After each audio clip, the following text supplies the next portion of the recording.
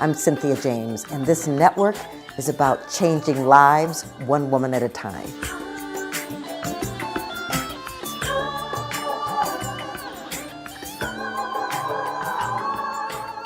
I am your host, Cynthia James, and I am very excited that I get to come to you every week, introducing you to women that inspire me, that are visionaries, that are change makers. And because I get to do that, I know that it gets to gift you as a reminder of who you've come here to be.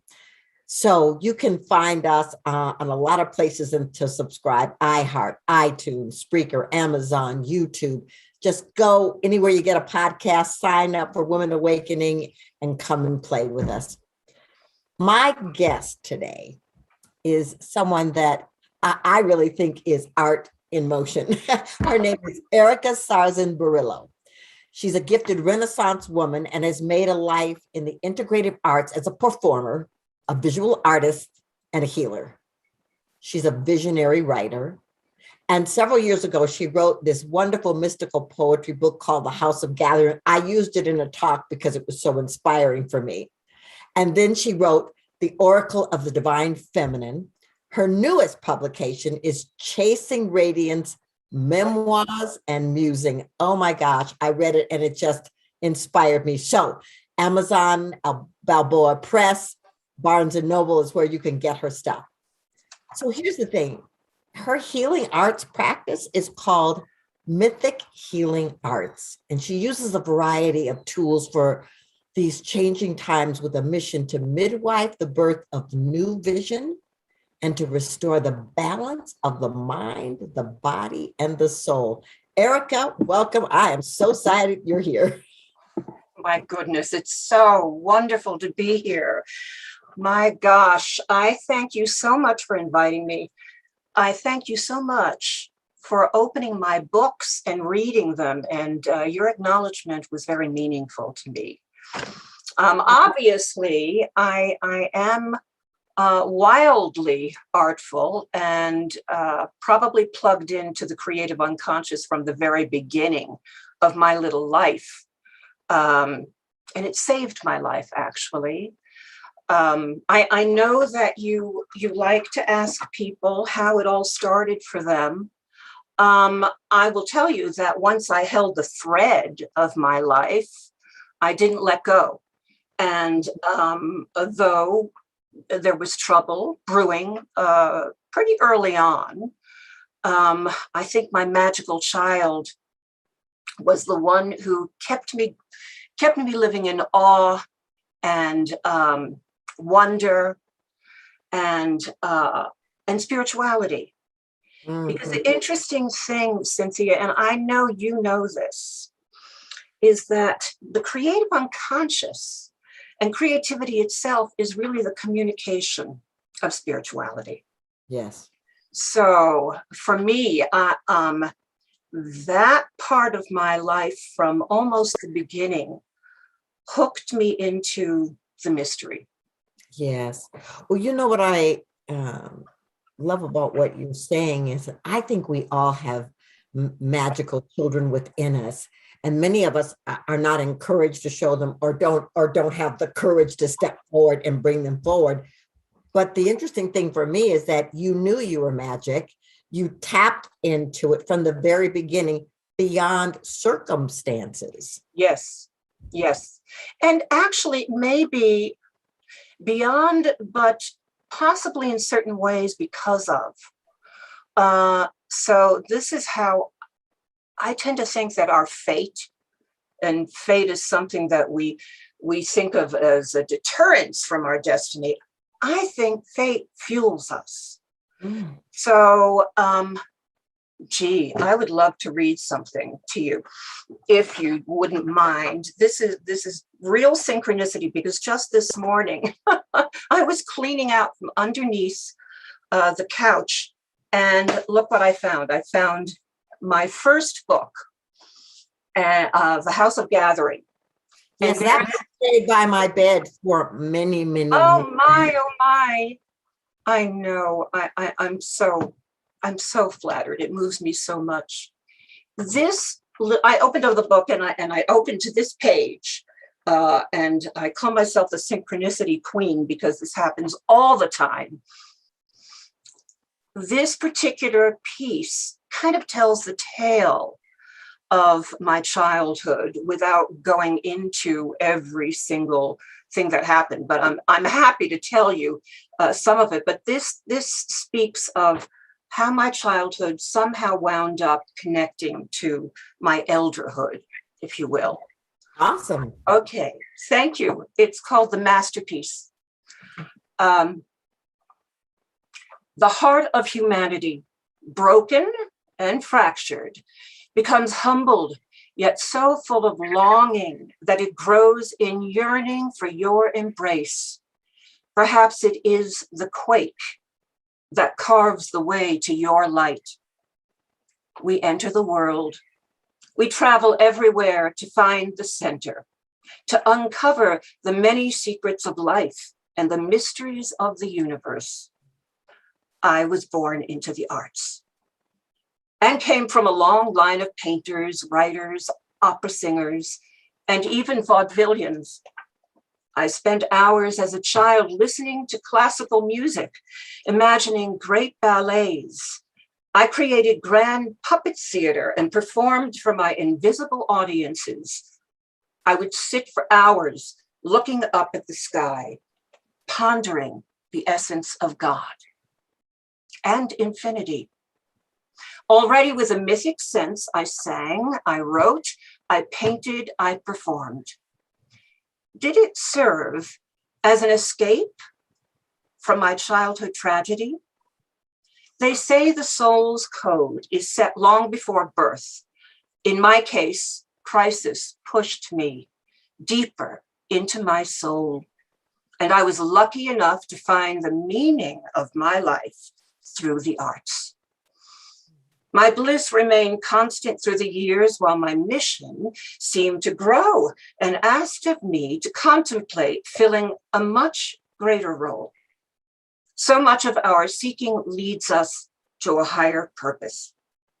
But perhaps my hours spent imagining great ballets to symphonies were the baby steps that brought me just a little closer to my part of this magnificent masterpiece. Oh, that is so beautiful. Thank you. Love that.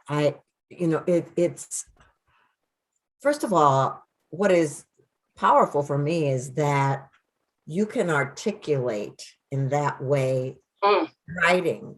And were you always a writer? I love that you're asking me that question. I remember starting to write journals when I was about 12 years old. This was after my mother had died. And I was obviously needing to connect with my soul, inner dialoguing.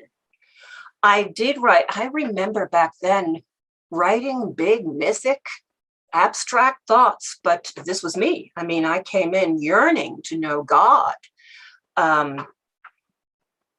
And certainly my mother's death, as you can imagine, which I still mourn, to tell you the truth. Very, very interesting. The peculiar upside of dealing with death that early is that you begin to grapple with the bigger paradox of eternity and finality all at once. So I was writing back then, but I certainly never thought that I would become a writer or an author. What happens to me now, to tell you the truth, is that when I put pen to paper, I follow the muse. Yes, yes. I don't struggle. I can't be caught in the external mindset. I really just follow the pen. Now, well, you know what? That's really great because I got to tell you, it took me a long time to surrender to that process. Because when I started writing, there were so many doubts in my mind about what did I have to say, who was going to listen, all that kind of stuff. And But what I started noticing is what you just described, is that when I just let go, things would come in that weren't me. There were downloads coming through me, and so the fact that you knew that at 12 is an extraordinary thing, that you could open to that, because you knew that you had a muse. Well, Cynthia, I come from a long line of eccentrics. What can I say? Yeah, I mean, this word downloading is interesting. I think we do, but I also think my favorite phrase is by Walt Whitman. I am multitudes. So I kind of wonder. I wonder who is speaking at any given time. So when I think of my muse, I don't personally think of it being from outside, although we are the universe and the universe is in us, obviously. But when you say you were in the mind of self-critiquing when you were writing, I have to tell you, when I'm writing or when I'm engaged in any kind of artistic venture, I feel like I've just had some medicine, that I'm in a state of coalescence, and I wish I could bring that into the social world, but it's not so easy. So it was nearing the end of this last book that literally I was afraid to let go of the writing process, because I knew I would have to birth it. And I knew then that I'd be hearing the cultural voices of judgment. And, that's what gets us every time. That's what distracts us. Yes. So you're willing to be vulnerable. Your willingness to be vulnerable and authentic, I think, is a message. It's a message for other women. It's a message for humanity, because I think until we can step into that field where we can be authentic and vulnerable, we cannot understand each other. We cannot know each other. We can't love each other. So bravo to you for being willing to tell your story. Well, thank you, because that's exactly how I feel. But I have to keep doing the self-talk in a way, to pat myself on the back and go, you did this for a reason. I should tell you a little bit about the other voice of the wounded child, and see what you think about this. It's a slightly different notion, I suppose. I still hold on to that part of me that was abandoned, because I think our abandoned children, or our wounded children in some sense, are the ones who are the criers for the world. They are the ones who hold the spiritual issues that perhaps took place in their childhood, but that still exist in the world. Yes. So my abandoned child was longing for connection. Yes. Mm-hmm. I know you know what this means. Well, and, I do. And I stand up for it now. That's what it's all about. I'm so glad you're bringing it forward, because you know what? I would not be who I am today without everything that has happened to me. And I think it's the same for everyone. It's like you don't disown some part of yourself. You embrace it, you love it, you honor it. And sometimes, I allow those parts of me to speak, to sing, to dance, whatever. And I know you do the same thing. It's bring it into your artistry. That's right. That's right. Well, certainly there was enough drama in my life that I became a dramatic actress. But yes, you too. Totally. I want to ask you. Yes. You are married to a brilliant artist. I am. And I want to know how you have managed through the years to maintain your strength and your power as an artist, and not give yourself away, and compliment, because of watching the two of you do your artistry has been quite wonderful for me. Oh my God. So how has that been for you? How have you navigated it? Oh my gosh, what a question for me. Well, I mean, the biggest thing that Paul and I have in common is that we're creative. We're wildly uh, uh, with a huge creative libido. Both of us. Uh, for a while we did many more things together. We had the entertainment business. We had a circus.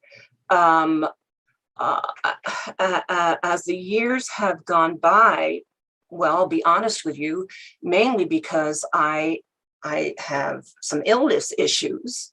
I'm not out there in the world quite as much as I was, and he pretty much has taken that business, whereas I have Mythic Healing Arts. I see people and have leaned more heavily into healing and writing, and sometimes salon style gatherings.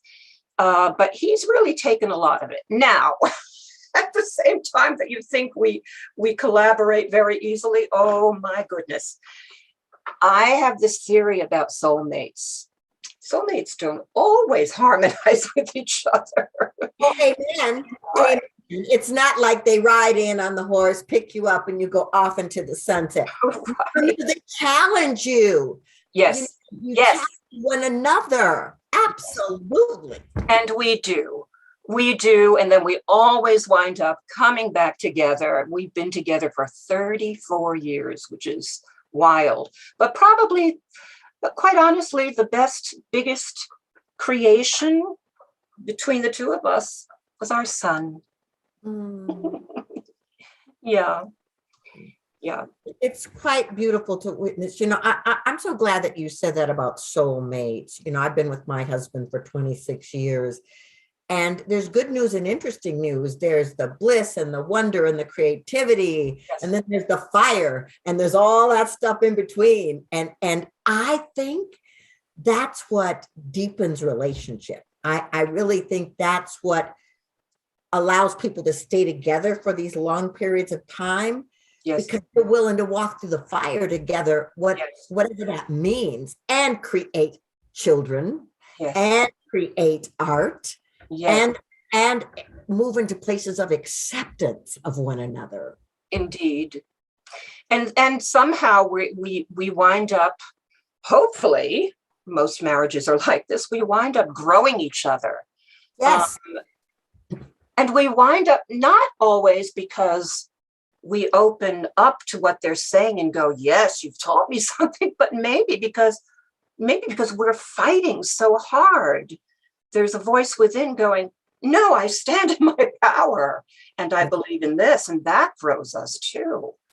Absolutely. Marriage is fascinating. Well, it is. When I marry people, I say, this is the greatest workshop of your life. I love it. I love it. Because what we see in the movies and, all of that stuff, and read in romance novels and all that stuff, that's not the deal. That's right. The deal is, it's like, can you learn yourself, honor yourself? Can you honor the other person as you walk that path? Yes. It's so beautiful. Yes. And I love that you are doing your Mythic Healing Arts, because this is one of the things I would love to just talk a little bit about, is that we evolve. We don't stay the same. I'm not the same as I was 10 years, 20 years, 30 years ago. And so whatever has happened in your life opened another space for the evolution of Mythic Healing Arts to come through. How do you feel about that? Well, I really think that it's one of the same. It took me a long time to say to myself, again, to say within myself from my own voice versus the cultural voice, which judges, which once upon a time made me feel like I'm doing too many things. Who am I really to choose all of this? Are you an artist or are you a healing artist? And then I realized the arts and humanities and the healing arts are all from the same place of spirituality. Yes. When I became an artist, I also became a philosopher, and someone who feels very deeply about the world. And so it was part of my mission to enter into that. When I was in New York, I just had such an appetite to study as much as I could. So I do have many, many tools. And then right around age 60, I had yet another major awakening. Many of us were right around that time, interestingly enough. This was about 10 years ago. So many women were having awakenings. Yes. Isn't that interesting? In any event, so that's when I start, and I was downloading information about the divine feminine, and that's when I created my little card deck called Oracle of the Divine Feminine. Next step was to start meeting folks like Jean Houston. Mm-hmm. And boy, I couldn't get enough of her. I love her madly to this day. And then I went out on my own and went further with my own ways of teaching and holding people. So. Well, I think it's great. I mean, I'm working on a new book right this moment, and, it's really kind of charting my life's path. And, some people, when I talk about my life, they go, how'd you get all that stuff packed into one life? And I think that's why we're here. I think we're here to explore and have an adventure. And so I'm so excited to be connected to another adventurer like you, because I think that we're here on the planet to be way showers, to say you can do this. You don't have to fit in a box or in a container. Right. You get to burst out of it. That's right. That's right. Yes. So how do people find you? Oh, okay. So there are several different different things that I do. There are several different websites. The Healing Arts, Mythic Healing Arts is www.mythichealingarts.com.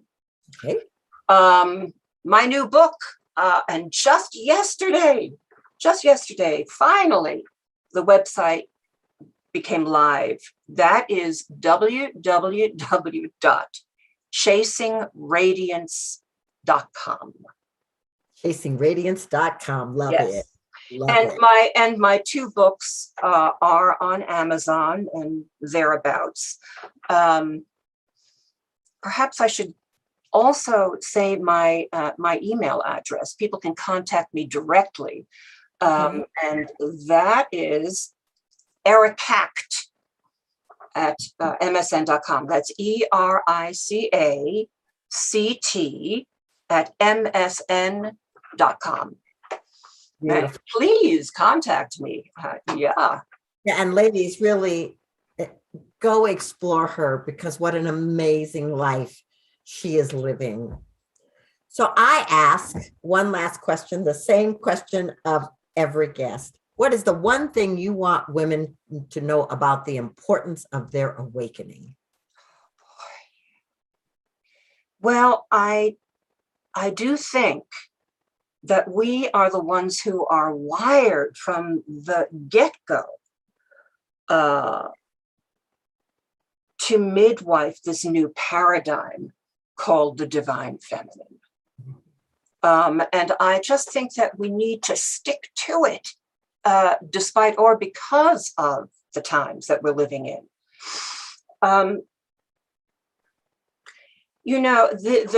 This paradigm is really about living in process. And it's about being honest and true, and being in something that I like to call spiritual power, which is it's more or less a yin kind of power, but we must be present in that power. And we are the ones to teach presence. We are the ones to teach connection. The most important thing, I think, for all of us is to not, we have to keep our eye on the sparrow, so to speak, because the world is very distracting, to say the least. We could fall into the depression of the descent. But as long as we are, I'm just going to put it poetically, chasing radiance, we'll be good. Oh, that is so beautiful.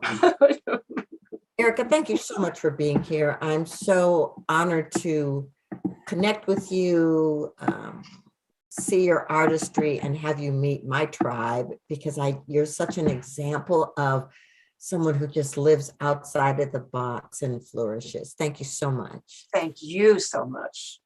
You're beautiful, Cynthia James. Thank you so much. Okay. So ladies, I thank you so much for being here. Like I said, we do this every week. And I want to remind you, to piggyback on what Erica said, we're the ones everybody's been waiting for. We bring the light, we bring the love, we bring the nurturing, we bring the gifts. Make no mistake about it, you're essential. So I'm grateful that you're here. I'm grateful that you're a part of my tribe. I'm grateful that I get to share these amazing women with you. Please know there is nothing in the way. You are here to do great things, and the universe will take care of you. I'll see you next time.